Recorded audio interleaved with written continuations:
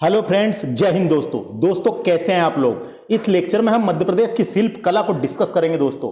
46 number का chapter को हम डिस्कस कर रहे हैं परीक्षा धाम की बुक से। आपको जानकारी के लिए बता दूं, 45 चैप्टर मैंने पढ़ा चुका हूं, चैनल में प्लेलिस्ट बनाकर रख चुका हूं दोस्तों। आप लोगों को अगर देखना है तो आप वहां जाके एक एक करके पूरे क्रम वाइज लेक्चर देख के अपनी तैयारी जारी रख सकते हैं। अपने कॉन्सेप्ट क्लियर करके लेक्चर देखें, लेक्चर देखने के बाद अपने कॉन्सेप्ट क्लियर करके आपके पास जो भी बुक हो, ये बुक होगी तो अच्छी बात है, और जो भी बुक होगी तो उससे आप अपने कॉन्सेप्ट क्लियर करके बेहतरीन तरीके से तैयारी कर सकते हैं दोस्तों। यह लेक्चर मेरे द्वारा डिस्कस किया जा रहा है। My name is Vikram Khandelkar. आइए शुरू करेंगे ज्यादा बातें ना करते हुए मध्य प्रदेश में शिल्प कला। तो सबसे पहले जानकारी के लिए बता दूं आपको दोस्तों कि शिल्प कला क्या होती है दोस्तों। तो शिल्प कला कौशल और रचनात्मक कौशल से युक्त एक विशेष कला आकृति होती है। कौशल और रचनात्मक कौशल से युक्त एक विशेष कला आकृति होती है। भारतीय शिल्प कला कई प्रकार की पाई जाती है, जैसे दोस्तों कई प्रकार की पाई जाती है, जैसे कि कालीन शिल्प हो गया, धातु शिल्प हो गया, मृतिका शिल्प जो मिट्टी से बनी हुए बर्तन होते हैं, मृतिका शिल्प, मूर्ति शिल्प मिलेगी दोस्तों, और काष्ठ शिल्प मिलेगी जो लकड़ी से बनाई जाती है, वैसे काष्ठ शिल्प मिलेंगे दोस्तों, है ना। संस्कृति एवं सभ्यता के विकास में मृतिका शिल्प का विशिष्ट योगदान रहा है दोस्तों। मानव जाति द्वारा प्राचीन काल से ही मिट्टी के शिल्प बनाए जा रहे हैं। मध्य प्रदेश के धार जिला हो गया, झाबुआ, रीवा, शहडोल, बैतूल, मंडला क्षेत्र में मिट्टी के खिलौने, मूर्तियां आदि बनाए जाते हैं दोस्तों। इसके अलावा आप इतिहास में अगर पीछे जाएंगे दोस्तों तो जो सिंधु घाटी सभ्यता है और मोहनजोदाड़ो की जो सभ्यता, मोहनजोदाड़ो जो खुदाई में वहां पे मिट्टी की मूर्तियां मिली हैं, यानी मिट्टी के बर्तन मिले दोस्तों खुदाई के दौरान, है कि नहीं। शिल्प उत्पादन कार्य पहले से ही किया जा रहा है और पहले से ही हमारे देश में बनाए जाते थे, है कि नहीं है। तो ये सब चीज पहले बस्तियां मिली है, बस्तियां में कई छोटे बर्तन मिले हैं, कई मूर्तियां मिली है, तो पहले से ही शिल्प कला का विकास पहले की सभ्यता से ही होते आ रहा है। तो अभी वर्तमान में हम डिस्कस करेंगे कि मध्य प्रदेश में शिल्प कला के बारे में। तो शिल्प कला क्या होती है मैंने आपको बता दिया। अब यहां देखिए, शिल्प कला लकड़ी हो गया, बांस, धातु, कपड़ा, मिट्टी, पत्थर आदि की सहायता से बनाई जाती है। इसे मध्य प्रदेश के साथ साथ बाहर भी प्रसिद्ध है दोस्तों। मध्य प्रदेश के साथ साथ बाहर भी इनकी प्रसिद्धि हुई है। मध्य प्रदेश में निम्न प्रकार की शिल्प कलाएं प्रसिद्ध हैं, जैसे कि छिपा शिल्प दोस्तों। छिपा शिल्प कला यानी कि जो कपड़ों में जो पेंटिंग बनाई जाती है, जो कला आकृतियां बनाई जाती है, उसे छिपा शिल्प कहा जाता है। उसके बाद है खरात शिल्प, खरात या काष्ठ शिल्प। काष्ठ का मतलब लकड़ी होता है दोस्तों, लकड़ी के द्वारा जो शिल्प कला बनाई जाती है उसे काष्ठ शिल्प कहा जाता है। उसके अलावा प्रस्तर शिल्प यानी पत्थर के द्वारा जो मूर्तियां, कला आकृतियां बनाई जाती है उसे प्रस्तर शिल्प कहते हैं दोस्तों।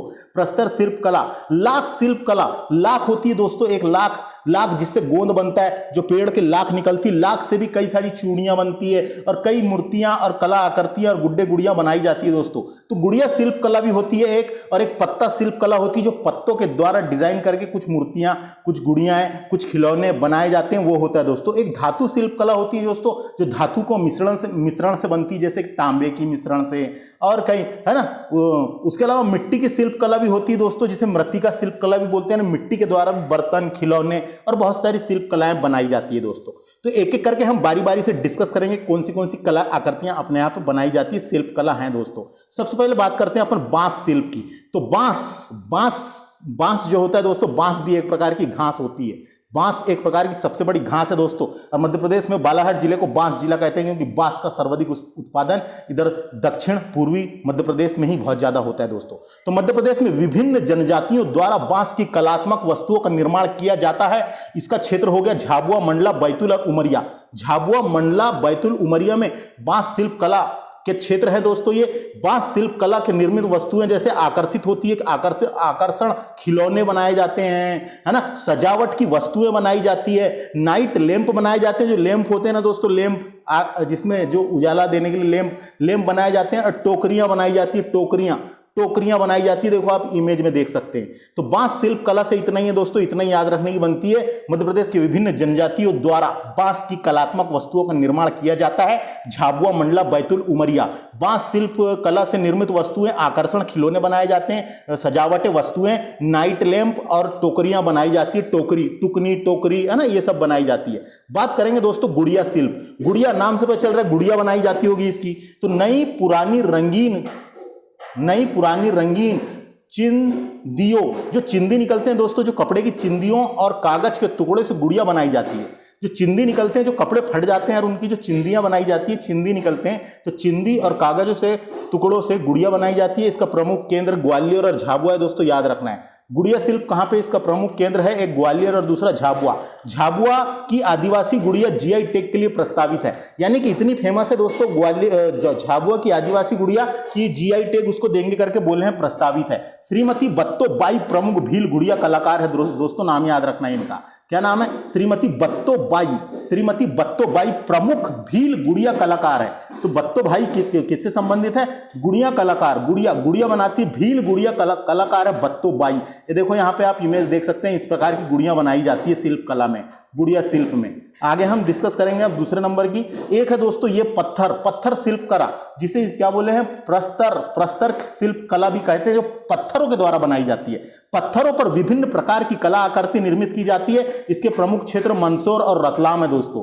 इसके प्रमुख क्षेत्र मंदसौर और रतलाम है। मंदसौर और रतलाम में बनाई जाती है पत्थरों से विभिन्न कला आकृतियों की मूर्तियां, गुड़ियां, है ना, खिलौने, मूर्तियां, भगवान की मूर्तियां, देखो आप देख सकते हैं इमेज में। इसके अलावा बात करेंगे अपन खरात जिसे काष्ठ शिल्प भी बोलते हैं। काष्ठ का मतलब होता है दोस्तों, काष्ठ का मतलब लकड़ी। तो खैर की लकड़ी हो गया, सराई की लकड़ी, सफेद शीशम आदि लकड़ियों की सहायता से खिलौने व सजावट की सामग्री बनाई जाती है। इसमें गोंद, जिंक पाउडर व विभिन्न रंगों का उपयोग किया जाता है। इसमें गोंद लगा के चिपकाते, गोंद का, जिंक पाउडर का और विभिन्न रंगों का उपयोग किया जाता है। इसके प्रमुख क्षेत्र बुधनी हो गया, सीहोर हो गया, रीवा है। इसके प्रमुख क्षेत्र है बुधनी, सीहोर और रीवा, जहां काष्ठ शिल्प कला आकृतियां बनाई जाती है दोस्तों। समझ में आ गया? आप यहां पे देख सकते हैं इमेज में, है ना, ये लकड़ियों की काष्ठ शिल्प कला आकृतियां। अगला है मिट्टी शिल्प। मिट्टी शिल्प को टेराकोटा बोलते हैं दोस्तों, इंपॉर्टेंट है। मिट्टी शिल्प कला को किस नाम से जाना जाता है? इस प्रकार का क्वेश्चन आ जाता है कई बार एग्जाम में। तो टेराकोटा कहा जाता है, टेराकोटा, है ना। तो मिट्टी के खिलौने और मूर्तियां इत्यादि बनाए जाते हैं इसमें, मिट्टी शिल्प कला में। इसका प्रमुख क्षेत्र झाबुआ, मंडला और बैतूल है दोस्तों। इसका प्रमुख क्षेत्र झाबुआ हो गया, मंडला और बैतूल है ना। मोलेला कला राजस्थान व मध्य प्रदेश की सीमा क्षेत्र में नीमच, मंदसौर में प्रसिद्ध है दोस्तों। क्वेश्चन आ सकता है ये कौन सी कला? मोलेला नाम है इसका, मोलेला कला राजस्थान और मध्य प्रदेश का जो सीमा क्षेत्र है नीमच और मंदसौर में प्रसिद्ध है दोस्तों। तो याद रखना है मिट्टी शिल्प कला, जिसे टेराकोटा भी कहा जाता है, और ये आप यहाँ इमेज में देख सकते हैं दोस्तों इसको कैसा क्या है करके। आगे हम बात करेंगे जूट शिल्प कला की।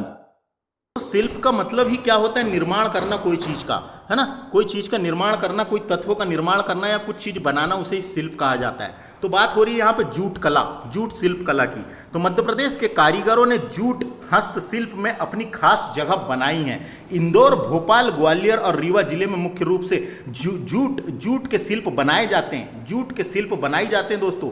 जूट शिल्प में बैग बनाए जाते हैं, सजावटी वस्तुएं बनाई जाती है, गहने बनाए जाते हैं, वॉल हैंगिंग बनाए जाते हैं, वस्तुएं शामिल है दोस्तों। और ये जूट वही है दोस्तों जिससे रेशे निकलते हैं। जूट को गोल्डन फाइबर भी कहा जाता है दोस्तों, जूट को गोल्डन फाइबर भी कहा जाता है। ये जूट से बनी हुई सामग्री आप यहाँ पे देख सकते हैं इमेज में। अब बात करते हैं हथकरघा शिल्प। हथकरघा, हाथ से बने हुए शिल्प को हथकरघा शिल्प कहते हैं दोस्तों, है ना। हथकरघा शिल्प यानी हाथ से निर्माण किया, किसी चीज का हाथ के द्वारा निर्माण किया। तो इसके अंतर्गत चंदेरी और महेश्वरी की साड़ियां प्रसिद्ध है दोस्तों।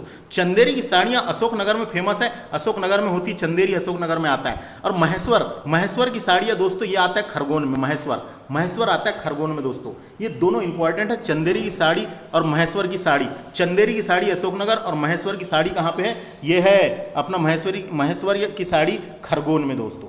धार जिले में तांबा धातु की जरी वाले बाग प्रिंट प्रसिद्ध है दोस्तों।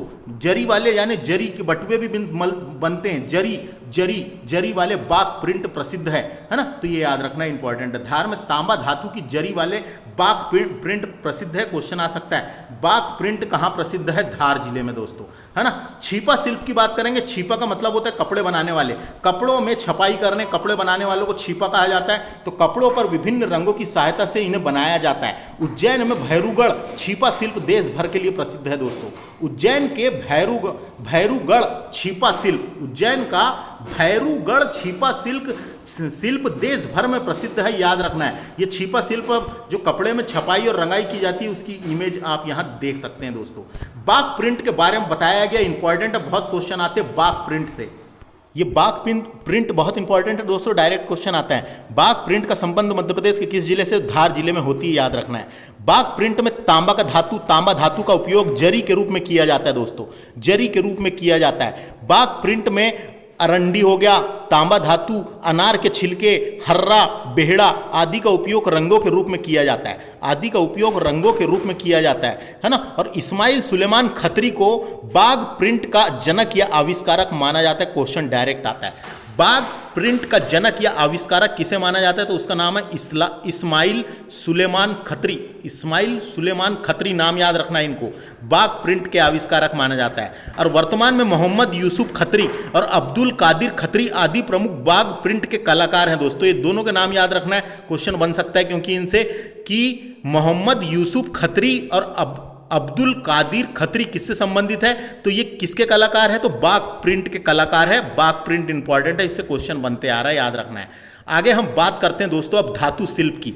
धातु से बनती है जो, उसको धातु शिल्प कहते हैं। तो सतना के ऊंचेहारा कस्बे में कांसे के प्रसिद्ध बट लोही नामक पात्र बनाए जाते हैं। कौन से पात्र?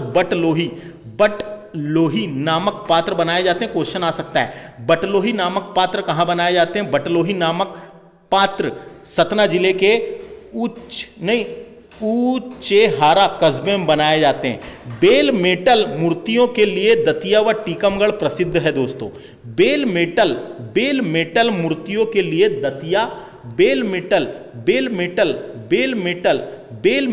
मूर्तियों के लिए दतिया प्रसिद्ध है।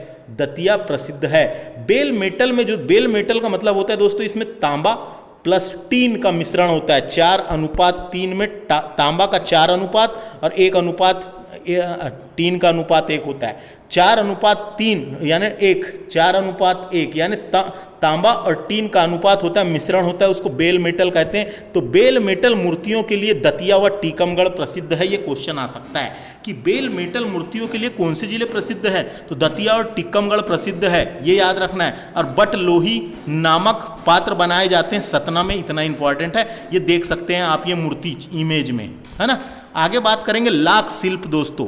तो लाख बनाने का सरकारी कारखाना उमरिया जिले में आपको पता होगा, है कि नहीं। तो लाख, तो वृक्ष में गोंदिया रस से लाख बनाई जाती है दोस्तों। जो वृक्ष होते हैं, वृक्ष से लाख निकलती है ना, उसकी लाख, तो लाख से वृक्ष के गोंदिया रस से लाख बनाई जाती है। लाख से कई कलात्मक वस्तुएं जैसे चूड़ी, खिलौना, श्रृंगार पेटी आदि बनाई जाती है। इनके प्रमुख क्षेत्र उज्जैन, इंदौर, महेश्वर, मंदसौर और रतलाम है दोस्तों। महेश्वर खरगोन में आता है, महेश्वर खरगोन में आता है। मंदसौर और रतलाम इसके प्रमुख क्षेत्र है, याद रखना है। लाख शिल्प कला क्या क्या बनती है।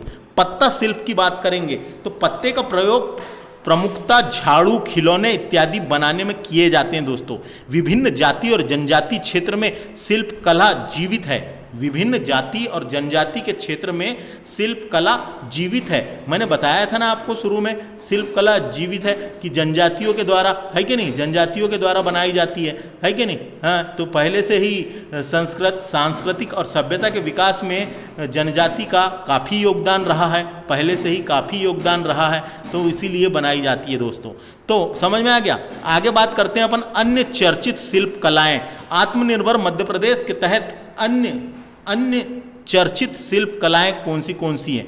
तो मंदसौर में ज्यामिति आकार वाली दरी और कालीन, यानी जो बिछाने वाले वस्तुएं होते हैं दोस्तों, चादर, कालीन जो बिछाने वाले, वो बनाई जाती है। क्वेश्चन इंपॉर्टेंट है ये। मंदसौर की ज्यामिति आकृति वाली दरियां और कालीन, मंदसौर की ज्यामिति आकृति वाली दरिया और कालीन। और जो भील है दोस्तों, भीलों द्वारा बनाई जाने वाली दरी को पुंजा दरी कहते हैं। डायरेक्ट क्वेश्चन आता है कई बार, पुंजा दरी किस जनजाति के द्वारा बनाया जाता है, ऐसा पूछा है। पुंजा दरी किस जनजाति के द्वारा, और मध्य प्रदेश में पुंजा दरी सतना में भी बनती है दोस्तों, याद रखना है। सतना, ऐसा क्वेश्चन आ चुका है एक बार। मध्य प्रदेश में पुंजा दरियां किस जिले में बनती है? तो सतना जिले में बनती है, इतना याद रखना है। भोपाल, उज्जैन, रतलाम व ग्वालियर की कागज की लुगदी से वस्तुएं बनाई जाती है, जैसे कि देवताओं की मूर्ति, पक्षियों की प्रति आकृतियां बनाने की कला है दोस्तों। ये बनाने की कला है। कागज की लुगदी से है ना। पूछा जा सकता है कागज की लुगदी से वस्तुएं कहाँ कहाँ बनाते हैं, तो भोपाल, उज्जैन, रतलाम और ग्वालियर में बनाई जाती है। इसमें देवताओं की मूर्ति, पक्षियों की प्रति आकृतियां बनाए जाते हैं। भील जनजाति के द्वारा नंदा प्रिंट प्रसिद्ध है दोस्तों, इंपॉर्टेंट है। नंदा प्रिंट किस जनजाति के द्वारा बनाया जाता है, ये क्वेश्चन आता है। तो दोस्तों याद रखें, भील जनजाति के द्वारा नंदना प्रिंट प्रसिद्ध है। नंदना मुद्रित कपड़े पारंपरिक रूप से मध्य प्रदेश की भील जनजाति द्वारा पहने जाते हैं और बनाए भी जाते हैं दोस्तों, पहने जाते हैं और बनाए भी जाते हैं, है ना। ये याद रखना है, बस इतना पूछा जाएगा इसमें से बस। अगला है टीकमगढ़ के निकट कारी नाम की एक कस्बा, एक बस्ती है दोस्तों, कारी, KARI, कारी नाम की बस्ती या कस्बा है। बहुरंगी संगमरमर की वस्तु बनाने के लिए प्रसिद्ध है। बहुरंगी संगमरमर के वस्तुएं बनाने के लिए कारी प्रसिद्ध है। कारी आता है टीकमगढ़ में। अगला बात करेंगे Madhya Pradesh Mriganayani emporium. Direct question आता है, मध्य प्रदेश एम्पोरियम का नाम क्या है। मध्य प्रदेश में जो एम्पोरियम स्थापित है उसका नाम क्या रखा गया है, तो उसका नाम मृगनयनी रखा गया है दोस्तों। मध्य प्रदेश एम्पोरियम का नाम क्या रखा गया है, मृगनयनी रखा गया है। मध्य प्रदेश सरकार ने लघु उद्योगों के विकास के लिए और उसको बढ़ावा देने के लिए मृगनयनी एम्पोरियम 1961 में स्थापित किया था। कभी कभी ये भी क्वेश्चन आ जाता है कि कब स्थापित हुआ था मध्य प्रदेश मृगनयनी एम्पोरियम। 1961 में स्थापित किया गया था ताकि लघु यानी छोटे उद्योगों को बढ़ावा मिल सके, ताकि छोटे उद्योग जो होते हैं अपने मध्य प्रदेश में जितने भी, उन सभी को बढ़ावा मिल सके करके मध्य प्रदेश सरकार ने मृगनयनी एम्पोरियम 1961 में उसको स्थापित किया था। मृगनयनी एम्पोरियम को मध्य प्रदेश का प्रतिबिंब भी कहा जाता है, प्रतिछाया या प्रतिबिंब भी कहा जाता है, याद रखना है। इसका मुख्यालय कहाँ है, भोपाल में। मृगनयनी एम्पोरियम का मुख्यालय भोपाल में है दोस्तों, याद रखें। इस तरीके से हमारा ये लेक्चर कंप्लीट हुआ दोस्तों। ये लेक्चर को एक बार देखें और 2-4 बार रिवीजन करें, आपके दिमाग में बैठ जाएगा कहाँ कौन सी वस्तुएं बनती है। ऐसे ही क्वेश्चन पूछे जाते हैं। स्पेशली जो वस्तु को GI टैग मिल चुका है उससे क्वेश्चन तो आते ही आते हैं। जैसे बाघ प्रिंट से सबसे ज़्यादा क्वेश्चन आते हैं दोस्तों, ये बहुत प्रसिद्ध है। बाघ प्रिंट से क्वेश्चन पूछे जाते हैं, है ना। ये पुंजादरी से क्वेश्चन पूछे जाते हैं, ये मृगनयनी एम्पोरियम से क्वेश्चन पूछे जाते हैं, है ना। ये सब आपको याद रखना है। इस तरीके से ये लेक्चर कंप्लीट होता है। अगले लेक्चर में मिलते हैं जिसमें हम नेक्स्ट लेक्चर डिस्कस करेंगे। प्रीवियस लेक्चर देखना आप बिल्कुल ना भूलें, चैनल में प्लेलिस्ट मिल जाएगी। थैंक्स फॉर वॉचिंग, नमस्ते।